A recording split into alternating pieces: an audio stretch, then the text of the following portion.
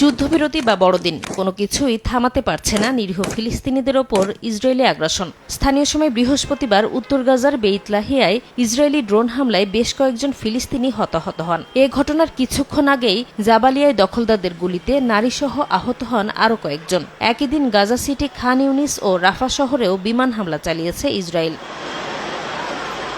এদিকে গাজায় হামাসের সুড়ঙ্গ ধ্বংসের ভিডিও প্রকাশ করেছে ইসরায়েল। বৃহস্পতিবার প্রকাশিত ওই ভিডিওতে উত্তর গাজায় 4 কিলোমিটারের বেশি লম্বা ভূগর্ভস্থ সুড়ঙ্গ ধ্বংস করার দাবি করে দেশটির সেনাবাহিনী। সুড়ঙ্গগুলো ব্যবহার করে হামাস ইসরায়েলি বাহিনীর ওপর হামলা চালাতো বলেও ধারণা করছে দেশটি।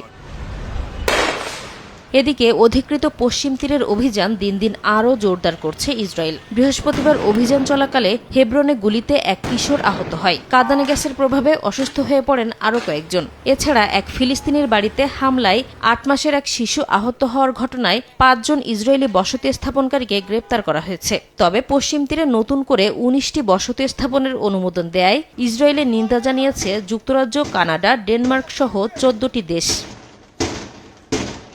এদিকে দক্ষিণ লেবাননে একটি গাড়িতে হামলা চালিয়ে ইরানের বিপ্লবী গার্ড আইআরজিসির কুদস ফোর্সের সদস্য হুসেইন মাহমুদ মারশাদ আল জাওহারিকে হত্যার দাবি করেছে ইসরায়েলি বাহিনী। নিহত আল জাওহারি সিরিয়া ও লেবাননে অবস্থান করে ইরানের নির্দেশে ইসরায়েল ও তার নিরাপত্তা বাহিনীর বিরুদ্ধে সন্ত্রাসী কর্মকাণ্ড পরিচালনা করছেন বলে অভিযোগ করেছে দেশটি। তবে তাৎক্ষণিকভাবে এ বিষয়ে কোনো মন্তব্য করেনি ইরানের বিপ্লবী গার্ড আইআরজিসি।